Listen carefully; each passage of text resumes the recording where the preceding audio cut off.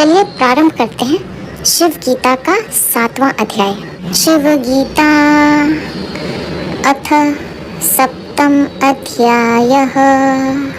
श्री राम उवाच भगवन् यन्मया पृष्टं तत्तथैव स्थितं विभो अत्रोत्तरं मया लब्धं तत्त्वो नैव महेश्वर। श्री रामचंद्र जी बोले, हे भगवान, जो कुछ मैंने प्रश्न किया है वह अभी भी उसी प्रकार स्थित है। हे महेश्वर, आपने इस विषय का कोई उत्तर नहीं दिया।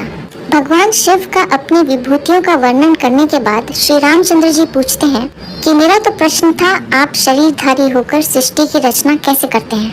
इसका अभी भी मुझे उत्तर नहीं मिला, अतः इसे बताने की कृपा करें जिससे मेरा भ्रम दूर हो। परिचिन्न परिमाणे देहे भगवतस्तव उत्पत्तिः पंचभूतानां स्थितिर्वा विलयः कथम। हे महेश्वर, आपका देह परिचिन्न परिमाण यह सब कुछ करने के योग्य है, फिर सब संसार की उत्पत्ति पालन नाश कैसे करते हैं? श्री रामचंद्र जी कहने लगे कि आपका यह शरीर तो सीमित है जैसा अन्य मनुष्यों का होता है, फिर आप इस शरीर से सृष्टि की रचना, उसका पालन व उसे अपने में विलीन कैसे करते हैं? इसका उत्तर मुझे नहीं मिला, अतः यह स्पष्ट करें तो कुछ समझ में आवे। स्वस्वाधिकार संबद्धाः कथं नाम स्थिताः असुराः ते सर्वे कथं देव भुवनानि चतुर्दश। इसी प्रकार अपने अपने अधिकार के पालन करने वाले सब देवता आपकी देह में कैसे रहते हैं, और वे सब देवता और 14 भुवन ये सब मैं ही हूँ, ऐसा जो आप कहते हैं यह कैसे कहते हैं? श्री रामचंद्र जी पूछने लगे कि सभी देवता तो अपना अपना कार्य करते रहते हैं, फिर ये आपके शरीर में कैसे हैं, तथा आपके शरीर में ये 14 भुवन कैसे समा सकते हैं? कृपया इसे स्पष्ट कीजिए। त्वत्तः श्रुत्वापि देवात्र संशयो मे महान् भूत् अप्रत्यायैत चित्तस्य संशयं छेतुमर्हसि। हे देव, आपसे उत्तर सुना परंतु संदेह नहीं जाता है, कारण कि चित्त का निश्चय नहीं। इस संदेह को दूर करने में आप ही समर्थ हैं। श्री रामचंद्र जी कहने लगे कि आपका पूरा प्रवचन तो सुन लिया, जिसमें आपने कह दिया कि सब कुछ मैं ही हूँ तथा ये सब मेरे में ही सीमित है, किंतु मेरा मन इसे स्वीकार नहीं कर रहा है कि आप शरीरधारी हैं तथा आपके शरीर में ये सब कैसे समा सकते हैं। इसे स्पष्ट कीजिए। आइए देखते हैं रामचंद्र जी के इस भ्रम को दूर करने के लिए शिव भगवान ने क्या कहा।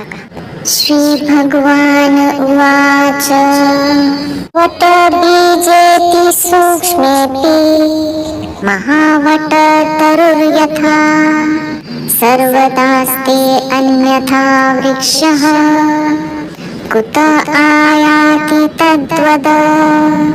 श्री भगवान बोले, सूक्ष्म वट के बीज में जिस प्रकार महान वट का वृक्ष सदा रहता है और उसी से वो वृक्ष निकल भी आता है, यदि ऐसा न हो तो बताओ वो वृक्ष कहाँ से आता है?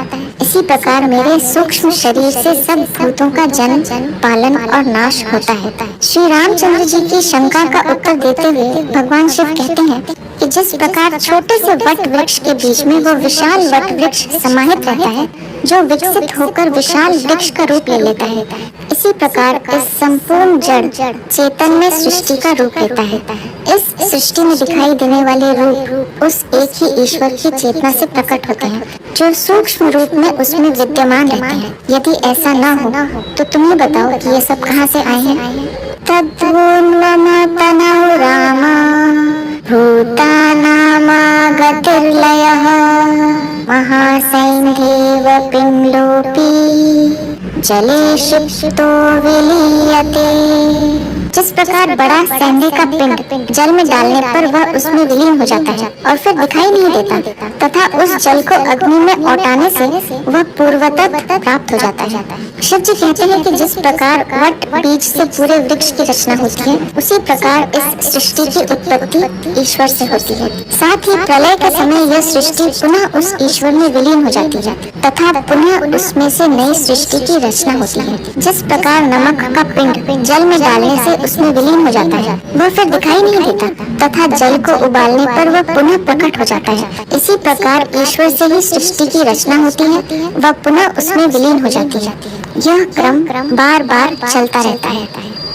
न दृश्यते पुनः पाका कुत आयाति पूर्वतः प्रातः प्रातर्यथा लोको जायते सूर्यमण्डलात् एवं मत्तो जगत् सर्वं जायतेऽस्ति विलीयते मय्यैव सकलं राम तद्विज्ञानिः सुव्रत। अथवा जैसे प्रतिदिन सूर्य से प्रकाश उत्पन्न होता है और संध्या के समय विलीन हो जाता है, इसी प्रकार मुझसे जगत उत्पन्न होकर विलीन हो जाता है। हे सुव्रत राम, इससे यह सभी कुछ मेरे से ही है। शिव जी दूसरा उदाहरण देकर कहते हैं कि जिस प्रकार सूर्य के उदय होने पर उसका प्रकाश होता है तथा शाम के समय वह प्रकाश विलीन हो जाता है, उसी प्रकार यह संपूर्ण जगत मेरे से ही प्रकाशित होता है। ऐसा जानो, यह संपूर्ण जगत मुझ ईश्वर की ज्ञान शक्ति से ही प्रकाशित है। शिव जी की इन बातों को सुनकर आइए देखते हैं श्री रामचंद्र जी ने क्या कहा। श्री राम उवाच कथितेऽपि महाभाग दिक्चट्टस्य यथा दिशि निवर्तते भ्रमो नैव तद्वन्मम करोमि किम्। श्री रामचंद्र जी बोले, हे भगवान, आपने दृष्टांत से प्रतिपादन किया, परंतु जिस प्रकार दिशाओं के भ्रम वाले को उत्तर आदि दिशाओं का भ्रम हो जाता है, इसी प्रकार मुझे भ्रम हो गया है, यह निवृत्त नहीं होता है, मैं क्या करूं। श्री रामचंद्र जी तो सीता जी के वियोग में दुखी थे। वे तो रावण को मारकर सीता जी को पुनः लाने का उपाय जानना चाहते थे, किंतु शिव भगवान उन्हें ब्रह्म विद्या व सृष्टि रचना बता रहे हैं तथा वैसा ही तत्व ज्ञान का उपदेश उनको अगस्त जी ने दिया था, जो उनकी समस्या का समाधान नहीं था। वे तो उसके शोक की मुक्ति का उपाय जानना चाहते थे, जिससे वह ज्ञान उनके समझ में नहीं आ रहा था। वे कहने लगे कि जिस प्रकार व्यक्ति को दिशा भ्रम होने पर दिशाओं का ज्ञान नहीं होता, उसी प्रकार आपका यह उपदेश मेरे समझ में नहीं आ रहा है, मैं क्या करूं, इसका उपाय मुझे बताइए। आइए देखते हैं रामचंद्र जी के इस भ्रम को दूर करने के लिए शिव भगवान ने क्या कहा। श्री भगवान उवाच मयि सर्वं यथा राम जगते तच्चराचरं वर्तते तद्दृश्यामि न द्रष्टुं शमते भवान्। श्री भगवान बोले, हे राम, जिस प्रकार यह चराचर जगत मुझ में विद्यमान है, सो मैं तुमको दिखाता हूँ, परंतु तुम उसे देखने में समर्थ नहीं हो। शिव जी ने रामचंद्र जी से कहा कि जिस प्रकार वट के बीज में संपूर्ण वृक्ष सूक्ष्म रूप में विद्यमान है, जिस प्रकार पुरुष के शुक्राणु में मनुष्य का सारा शरीर विद्यमान है, जिस प्रकार पक्षियों के अंडों में पक्षी का सारा शरीर विद्यमान है, जो मनुष्य को दिखाई नहीं देता, उसी प्रकार मुझ परमात्मा में संपूर्ण जगत सूक्ष्म रूप से विद्यमान है, जो विकास को प्राप्त होकर स्थूल रूप में आता है तथा उसके सूक्ष्म रूप को तुम स्थूल आँखों से नहीं देख सकते, मैं तुम्हें दिखाता हूँ।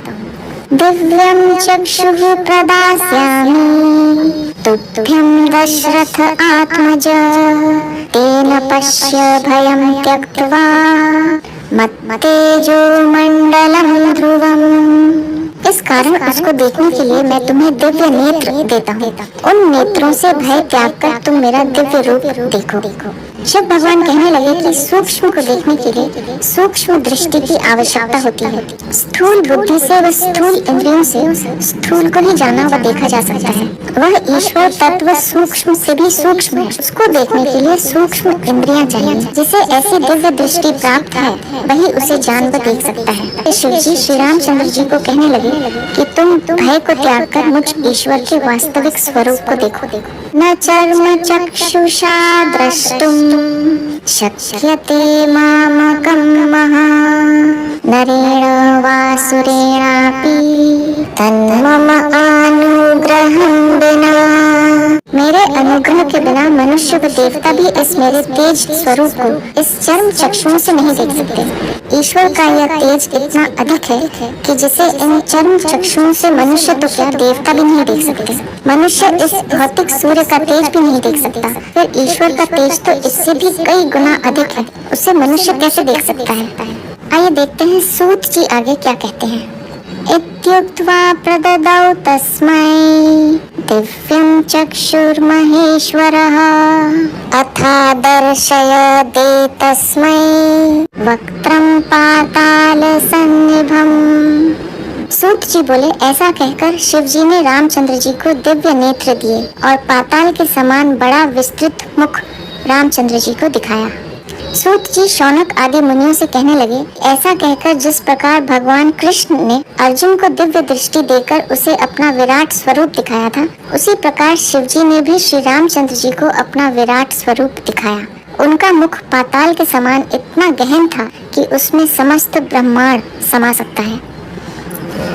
विद्युत कोटि प्रभं दीप्तम् अति भीमं भयावहम् तदृष्टैव भयाद्रामो जानूभ्यामवनिं गतः।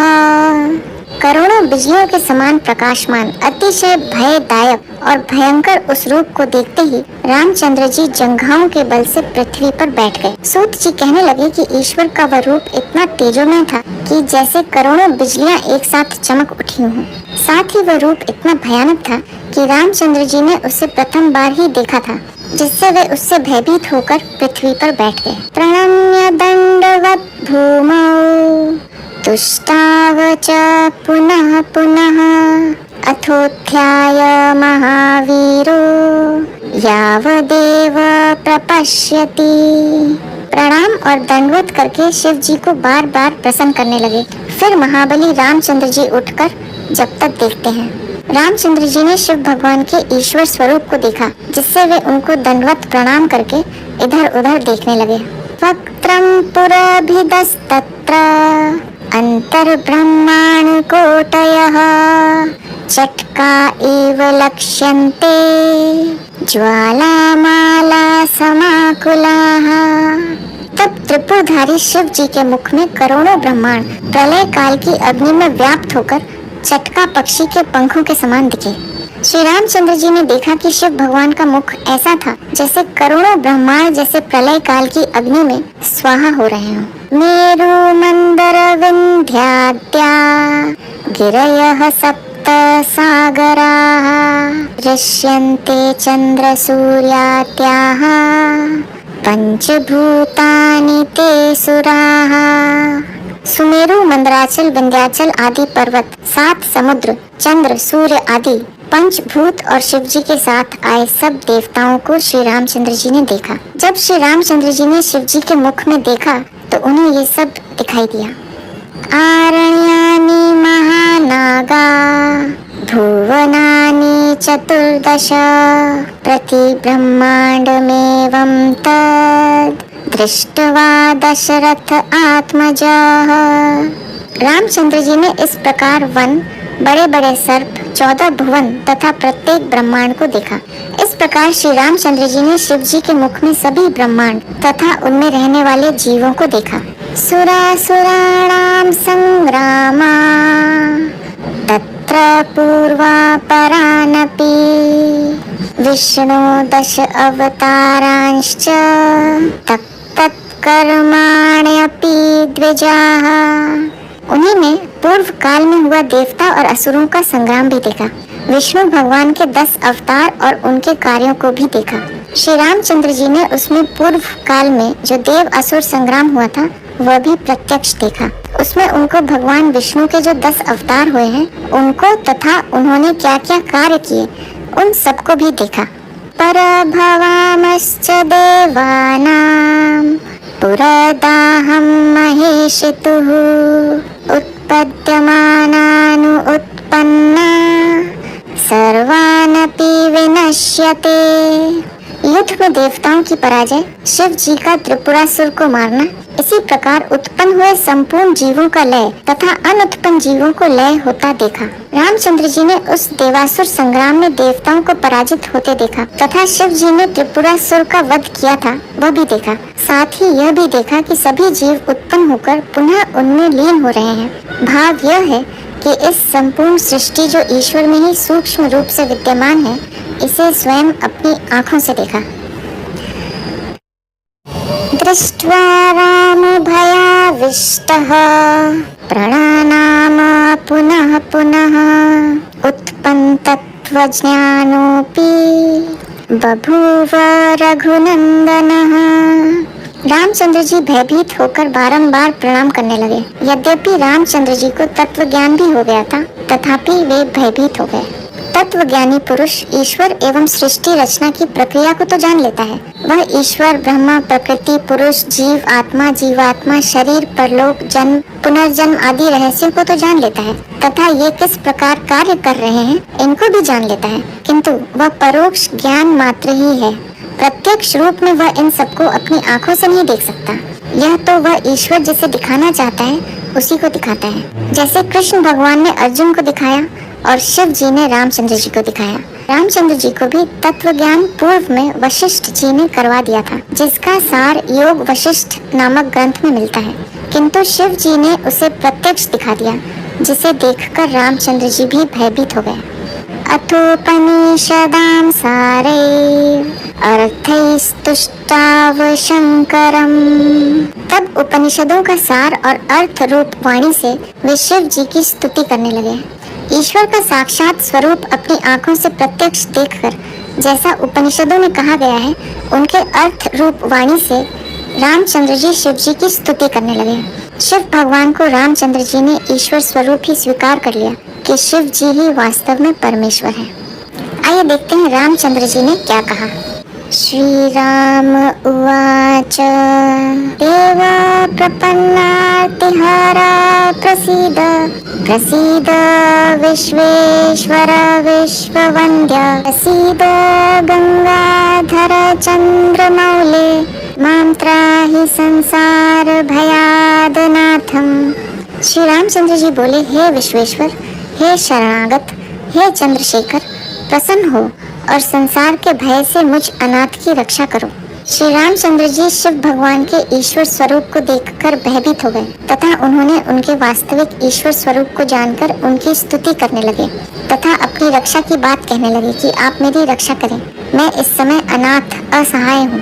त्वत्तो हि जातं जगदेतदीश त्वएव भूतानि वसन्ति नित्यं त्वएव शम्भो विलयं प्रयान्ति भूमौ यथा वृक्षलतादयोऽपि।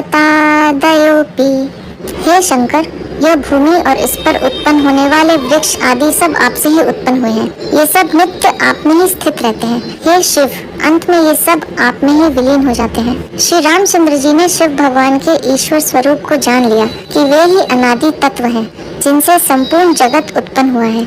इन्हीं के कारण यह स्थित रहता है तथा अंत में इन्हीं में विलीन हो जाता है। इसलिए सब कुछ ये ही है, इनसे भिन्न कुछ भी नहीं है। ब्रह्मेन्द्र रुद्राश्च मरुद् गणाश्च गंधर्व यक्षासुर सिद्ध संघा गंगादिनद्यो वरुणालयाश्च वसन्ति शुलिस्तव वक्तत्रयंत्रे। ब्रह्मा, इंद्र, एकादश रुद्र, मरुद गण, गंधर्व, यक्ष, असुर, सिद्ध, गंगा आदि नदी, सागर, ये सब हे शूल धारण करने वाले आपके मुख में दिखते हैं। रामचंद्र जी कहते गए कि वास्तव में ये सब ब्रह्मा, इंद्र से लेकर समस्त जगत आपके मुख में समाया हुआ है। ऐसा मैं देख रहा हूँ, अर्थात सभी आपसे ही प्रकट हुए हैं।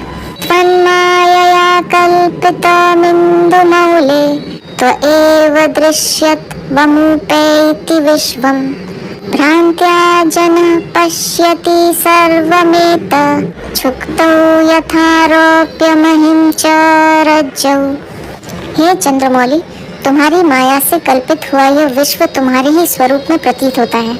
इसे भ्रांति युक्त होकर पुरुष इस प्रकार से देखता है जिस प्रकार से शुक्ति में रजत का और रस्सी में सर्प का भ्रम उत्पन्न होता है। श्री रामचंद्र जी ने जगत की वास्तविकता को देखा, जिससे वे कहने लगे कि यह जगत वास्तव में आपका ही रूप मात्र है, आपसे भिन्न कुछ भी नहीं है, सब कुछ आप ही हो तथा यह जगत आपकी ही माया शक्ति से कल्पित है। जिस प्रकार मनुष्य को सीपी में चांदी की भ्रांति होती है, जिस प्रकार रस्सी में सर्प की भ्रांति होती है, जिस प्रकार मृग मरीचिका में जल की भ्रांति होती है, जिस प्रकार इंद्रधनुष में रंगों की भ्रांति होती है, जिसे वह उनको वास्तविक समझ लेता है, मनुष्य को इस जगत की वास्तविकता की भ्रांति हो गई है, जिससे वह इसी को सत्य मान लेता है। वास्तव में यह आपकी ही माया शक्ति से कल्पित है, जो भ्रम मात्र है। सत्य तो यही है कि यह सब आपका ही रूप है, आपसे भिन्न इस सृष्टि में कुछ भी नहीं है। इस जगत को ईश्वर से भिन्न मानना ही मनुष्य का अज्ञान है। सत्य को जानकर ही इस भ्रांति को दूर किया जा सकता है। जैसे दीपक लेकर देखने पर ही रस्सी में सर्प की भ्रांति दूर हो सकती है, अन्यथा नहीं। तेजोभिरापूर्य जगत समस्तम प्रकाशमानः पुरुषे प्रकाशम विना प्रकाशम तव देव देव न दृश्यते विश्वमिदं क्षणेन। आप ही अपने तेज से जगत व्याप्त और प्रकाश करते हैं। हे देव देव, आपके प्रकाश के बिना तो यह जगत क्षण मात्र में अदृश्य हो जाता है। रामचंद्र जी ने सृष्टि की वास्तविकता को जाना, जिससे वे उसकी अभिव्यक्ति दे रहे हैं कि यह संपूर्ण जगत आप ईश्वर के प्रकाश से ही प्रकाशित है। जिस प्रकार आत्मा के कारण ही यह शरीर है तथा अपनी चेष्टाएं करता है, उसी प्रकार यह जगत आप ही से उत्पन्न अपनी चेष्टाएं कर रहा है। यदि आपका प्रकाश न हो तो यह जगत अदृश्य हो जाए, जैसे आत्मा के बिना शरीर का अस्तित्व समाप्त हो जाता है। अल्पाश्रयो नैव बृहत् पदार्थम धत्तेणुरेको नहि विन्द्य शैलम त्वक्त्रमात्रे जगदेतदस्ति त्वन्माया एवेति विनिश्चनोमि। जो पदार्थ थोड़े आश्रय वाला है, वह बड़े पदार्थ को धारण करने में समर्थ नहीं होता। जिस प्रकार एक अणु विंध्याचल को धारण नहीं कर सकता और आपके मुख मात्र में यह सब जगत दिखता है, यह सब आपकी माया है, वास्तविक नहीं, ऐसा मुझे निश्चय है। श्री रामचंद्र जी का सृष्टि के विषय में जो भ्रम था वह दूर हो गया। वे कहने लगे कि यह सृष्टि आपकी माया मात्र है, जो वास्तविक नहीं है। यदि यह वास्तविक होती तो इसे मैं आपके मुख में कैसे देख सकता था, क्योंकि वह मुंह में कैसे समा सकती है। अतः इसका यह स्वरूप जैसा दिखाई देता है वैसा है नहीं, भ्रमवश ही यह सत्य जैसी भासती है। रज्जौ भुजंगो भयदो यथैव न जायते नास्ति न चैति नाशम त्वन्मायया केवलमात्ररूपं तथैव विश्वं त्वयि नीलकंठ।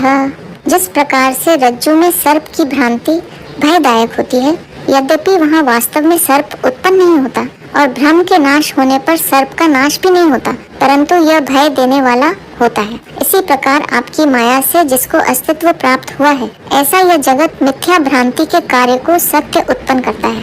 संसार को सत्य मान लेना ही भ्रांति है, अन्यथा यह विश्व ईश्वर का ही प्रकट रूप है तथा वही सत्य है। जो इस सत्य को नहीं जानते वे ही भ्रांतिवश संसार को सत्य मान लेते हैं। जिस प्रकार रस्सी में सर्प की भ्रांति हो जाने से वह रस्सी भी मनुष्य में भय पैदा करती है, किंतु उसके सत्य स्वरूप को जान लेने पर वह भय दूर हो जाता है। वास्तव में वहाँ सर्प था ही नहीं।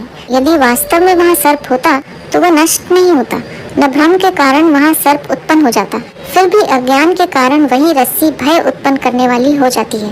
रामचंद्र जी कहने लगे कि वास्तव में यह जगत अज्ञान व भ्रम के कारण ही सत्य ज्ञात होता है, अन्यथा सत्य तो एकमात्र ईश्वर ही है, जो स्वयं आप नीलकंठ हैं। विचार्यमाणे तव यच्छरीर माधार भावं जगतामुपैति तदप्ययश्यं मदविद्यैव पूर्णचिदानन्दमयो यतस्त्वं। यदि विचार दृष्टि से देखा जाए तो भी यह अज्ञान दृष्टि की कल्पना है, कारण कि आप सच्चिदानंद रूप और सर्वत्र पूर्ण हो। श्री रामचंद्र जी को ईश्वर के सत्य स्वरूप का ज्ञान हो गया। वे कहने लगे कि आप वास्तव में ईश्वर स्वरूप ही हो, किंतु आपका यह शरीर भ्रमवश ही दिखाई दे रहा है कि आप कोई शरीरधारी मनुष्य हो। मेरा यह भ्रम दूर हो गया। पूजेष्ट पूर्ता दिवर क्रियाणाम भोक्तुः फलं यच्छसि विश्वमेव मृष्यैतदेवं वचनं पुरारे त्यक्तोऽस्ति भिन्नं न च किंचिदेव।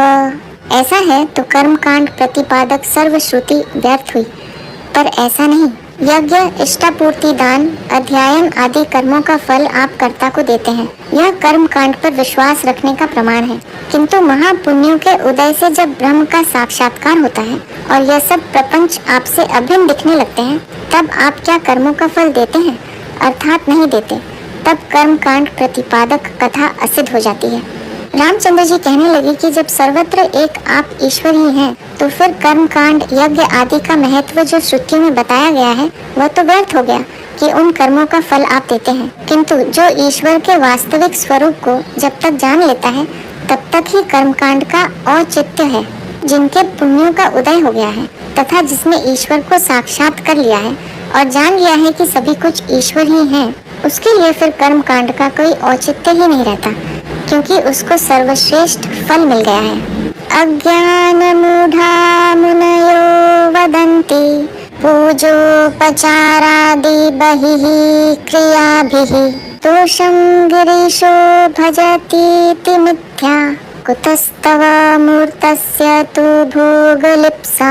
ज्ञानहीन अविचारी पुरुष ही पूजा, यज्ञ आदि बाह्य कर्मों से शिव जी संतुष्ट होते हैं, ऐसा कहते हैं। परंतु यह ठीक नहीं, कारण कि जो अमूर्त, परिमाण रहित और अनंत है, उसको भोग की लिप्सा नहीं होती। रामचंद्र जी कहने लगे कि जो पुरुष इस तत्व ज्ञान को नहीं जानता तथा जिसने कभी विचार ही नहीं किया कि वह ईश्वर तो स्वयं सबका पालन करने वाला है, उसको तुम्हारी पूजा, पाठ, यज्ञ आदि की कोई अपेक्षा नहीं है और न ही वह इन कर्मों से कभी संतुष्ट होते हैं। ऐसे अज्ञानी जन ही उसकी पूजा, पाठ, यज्ञ आदि करके उसको प्रसन्न करने का प्रयत्न करते हैं। वह ईश्वर तो निराकार, परिमाण रहित और अनंत है। उसे मनुष्य द्वारा दिए गए भोगों की कोई लिप्सा नहीं है कि इससे वह प्रसन्न हो जाएंगे। जिसे ईश्वर का ज्ञान ही नहीं है, वे ही ऐसा करते हैं जो अविचार पूर्ण है। किंचित् तलं वा चुलुकोदकं वा यस्त्वं महेश प्रतिगृह्यदस्ते त्रैलोक्य लक्ष्मीमपि यज्जनेभ्य सर्वत्व विद्याकृतमेव मन्ये। इसी प्रकार किंचित बेलपत्र व थोड़ा सा जल भी जो प्रीति से आपको देता है, वह प्रीति से स्वीकार करके आप उसे स्वराज पद देते हैं। यह भी माया से कल्पित है, ऐसा मेरा निश्चय है। श्री रामचंद्र जी कहने लगे कि जो पुरुष यह मानते हैं कि शिव जी को बेलपत्र तथा जल का अभिषेक करने से शिव जी प्रसन्न होकर उन्हें मुक्त कर देंगे, यह भी माया का ही हिस्सा है कि उन्हें ऐसी भ्रांति हो गई है। ये लोग अज्ञानवश ही ऐसी मान्यता रखते हैं। व्याप्नोषि सर्वा विदिशो दिशश्च त्वं विश्वमेकः पुरुषः पुराणः नष्टेऽपि तस्मिंस्तव नास्ति हानि घटे विनिष्टे नभसो यथैव। आप ही एक पुराण पुरुष संपूर्ण दिशा, विदिशा और विश्व में व्याप्त हैं। इस जगत के नाश होने में भी आपकी हानि नहीं हो सकती। जिस प्रकार घट के नाश होने से घट में व्याप्त आकाश की हानि नहीं हो सकती। भगवान शिव ही ईश्वर रूप में सर्वव्यापी एवं अविनाशी हैं। वही सर्वत्र व्याप्त हैं, जिससे यह सृष्टि है। सृष्टि के नष्ट होने पर भी उनका नाश नहीं हो सकता। जिस प्रकार घट के नष्ट होने पर उसके भीतर का आकाश नष्ट नहीं हो जाता, वह बाह्य आकाश में मिल जाता है, उसी प्रकार जगत के नाश होने पर उसका नाश नहीं होता। घट का नाश हो सकता है, किंतु उससे मिट्टी का नाश नहीं हो जाता, उससे नए घट का निर्माण हो जाएगा। ऐसे ही ईश्वर हैं जो अविनाशी हैं। यथैकम् आकाश गमर्कबिम्ब क्षुद्रेषु पात्रेषु जलान्वितेषु भजत्यानेक प्रतिबिम्ब भावं तथा त्वमन्तः करणेषु देव। जिस प्रकार आकाश में एक ही सूर्य का बिंब जल भरे हुए छोटे पात्रों में अनेक प्रकार का दिखाई देता है, इसी प्रकार आप एक होते हुए भी सबके अंतःकरण में अनेक रूप से विराजते हैं। सभी शरीरों में जो आत्माएं हैं, वे सब भिन्न भिन्न हैं अथवा एक ही हैं। इसे स्पष्ट करते हुए श्री रामचंद्र जी कहते हैं कि जिस प्रकार सूर्य तो एक ही है, किंतु यदि जल में भरे हुए छोटे छोटे कई पात्र रख दिए जाएं, तो उन सब में सूर्य का बिंब दिखाई देता है, जिससे अज्ञानी जन पात्रों की भिन्नता के कारण सूर्य को भी भिन्न भिन्न मान लेते हैं। कि सभी में भिन्न भिन्न सूर्य है, इसी प्रकार विभिन्न मनुष्यों के अंतःकरण रूपी पात्रों में उस एक ही ईश्वर का बिंब पड़ता है, जिससे अज्ञानी जन आत्मा को भी भिन्न भिन्न मानकर कहने लगते हैं कि सभी आत्माएं भिन्न भिन्न हैं। वास्तव में यह अंतःकरण भिन्न भिन्न है, जबकि आत्मा तो सब में एक ही है। जो अंतःकरण को ही आत्मा समझ लेते हैं, वे ही आत्मा को भिन्न भिन्न मानते हैं। संसर्जने वाप्यवने विनाशे विश्वस्य किंचित् तव नास्ति कार्यम् अनादिभिः प्राणाभृतामदृष्टै तथापि तत्स्वप्नवदातनोषि। संसार के उत्पत्ति, पालन और नाश होने में भी तुम्हारा कुछ कर्तव्य नहीं है। केवल अनादि सिद्ध देहधारियों के कर्म अनुसार स्वप्नगत तुम सब कार्य करते हो। जीव और ईश्वर में केवल बिंब और प्रतिबिंब के समान अंतर है। श्री रामचंद्र जी को इस सृष्टि के सत्य का ज्ञान हो गया। वे वेदांत के परम रहस्य को जानकर उसकी अभिव्यक्ति दे रहे हैं। यह सूत्र वेदांत का सार है। वेदांत के अनुसार ईश्वर स्वयं कर्ता नहीं है। वह न तो कोई कर्म करते हैं और न कर्म का फल ही देते हैं। सृष्टि की उत्पत्ति, उसका पालन और उसका नाश करने में ईश्वर का कोई कर्तव्य नहीं है। वे अपनी इच्छा से इन्हें नहीं करा रहे हैं, बल्कि उसकी शक्तियों से सब कुछ हो रहा है। इसलिए उसमें कर्तव्य का अभिमान भी नहीं है कि यह सब मैं कर रहा हूँ। श्री रामचंद्र जी ने ईश्वर के रहस्य को जान लिया, जिससे वे कहने लगे कि जिस प्रकार स्वप्न में मनुष्य कई प्रकार के कर्म करता हुआ ज्ञात होता है, किंतु उन कर्मों को मनुष्य यह नहीं कह सकता कि ये कर्म मैंने किए हैं। ये उसके विचारों के अनुसार अपने आप दिखाई देते हैं, जो कर्म होते ही नहीं है, मात्र दिखाई देते हैं। इसी प्रकार ईश्वर कर्म कर रहा है, ऐसा अज्ञानी जन को दिखाई देता है, किंतु वे सभी कार्य अपने कर्म अनुसार ही होते हैं, ईश्वर नहीं करते हैं। यह कर्म केवल जीवात्मा के कर्मों के अनुसार होते हैं। वह जीवात्मा ईश्वर का प्रतिबिंब है तथा ईश्वर ही वो बिंब है जिससे जीवात्मा ही कर्म करती है, वह उसका फल भी वही भोगती है। बिंब और प्रतिबिंब अर्थात ईश्वर और जीवात्मा में यही अंतर है। स्थूलस्य सूक्ष्मस्य जडस्य भोगो देहस्य शंभो न चिदं विनास्ति अतस्त्वदारोपणमातनोति श्रुतिः पुरारे सुख दुःख योः सदा। हे शंभु, स्थूल और सूक्ष्म दोनों जड़ देहों में आत्म तत्व के सिवाय दूसरा चैतन्य अंश नहीं है। सुख दुख जो दोनों देह को होता है, उनकी कहने वाली श्रुति केवल आप में आरोप करती है, वास्तविक नहीं है। श्री रामचंद्र जी कहते हैं कि स्थूल एवं सूक्ष्म शरीर दोनों जड़ प्रकृति से निर्मित हैं तथा दोनों में एक ही चैतन्य शक्ति कार्य कर रही है। सुख दुख का अनुभव चेतना शक्ति के कारण इन दोनों शरीरों को ही होता है, आत्मा को नहीं होता। किंतु अज्ञानवश मनुष्य यह समझ लेता है कि सुख दुख का अनुभव आत्मा को होता है और फिर वे ईश्वर पर उसको आरोपित कर देते हैं कि ये सुख दुख आप दे रहे हैं। यह सत्य नहीं है। आप तो शुद्ध चैतन्य स्वरूप हैं, जो सदा निर्लिप्त रहते हैं। नमः सच्चिदम्भो अधिहंसाय तुभ्यं नमः कालकालाय कालात्मकाय नमस्ते समस्ताभिसंहारकर्त्रे नमस्ते मृषा चित्तवृत्तैकभोक्त्रे। हे भगवान, सच्चिदानंद रूप, समुद्र में हंस रूप, नीलकंठ, काल स्वरूप, भक्त जनों के संपूर्ण पातक दूर करने वाले और सबके साक्षी आपको मेरा नमस्कार है। श्री रामचंद्र जी ने भगवान शिव के वास्तविक ईश्वर स्वरूप को जान लिया, जिससे उनके देहधारी होने का भ्रम मिट गया। श्री रामचंद्र जी का भ्रम मिट गया, जिससे वे कहने लगे कि आप ही सत्य, चित्त व आनंद में विहार करने वाले स्वयं ईश्वर ही हैं, जो भक्तों के संपूर्ण पापों को अपने ज्ञान से दूर करने वाले हैं तथा आप सबके साक्षी हैं। ऐसे ईश्वर स्वरूप आपको नमस्कार है। आइए देखते हैं सूत जी ने आगे क्या कहा। सूत उवाच एवं प्रणम्य विश्वेशं पुरतः प्राञ्जलिः स्थितः विस्मितः परमेशानं जगाद रघुनंदनः। सूत जी बोले, इस प्रकार विश्वेश्वर को प्रणाम कर हाथ जोड़ विस्मित होकर रामचंद्र जी परमेश्वर शिव जी से बोले। श्री राम उवाच उपसंहार विश्वात्मन् विश्वरूपमिदं तव प्रतीतं जगदेकात्म्यं शंभो भवत् अनुग्रहात्। श्री रामचंद्र जी बोले, हे विश्वात्मन, यह अपना विश्व रूप आप उपसंहार करिए। हे शंभु, आपके अनुग्रह से आपने एकात्म जगत को देखकर मुझ में प्रतीति हुई। श्री रामचंद्र जी कहने लगे कि आपके इस स्वरूप को देखकर मुझे यह विश्वास हो गया है कि आप और जगत भिन्न नहीं बल्कि आप ही का रूप है, दोनों एक ही हैं। अब आप अपने इस स्वरूप का उपसंहार करिए व अपने पूर्व रूप में प्रकट होइए। रामचंद्र जी की इन बातों को सुनकर आइए देखते हैं शिव भगवान ने क्या कहा। श्री भगवान उवाच, पश्य राम महाबाहो मत्तो नान्योस्ति कश्चन। शिव भगवान बोले, हे महाबाहो, मुझसे दूसरा कोई नहीं है। शिव जी ने श्री रामचंद्र जी को इस सृष्टि का संपूर्ण रहस्य एक ही वाक्य में कह दिया कि इस संपूर्ण जड़ चेतन सृष्टि में मुझसे दूसरा कोई नहीं है, सब कुछ मैं ही हूँ। यही अद्वैत का सारभूत कथन है। आइए देखते हैं सूत जी ने आगे क्या कहा। उद्युक्तैवोपसञ्जहने स्वदेहे देवतादिकान् मीलिताक्षः पुनर्हर्षा द्यावद्रामः प्रपश्यति।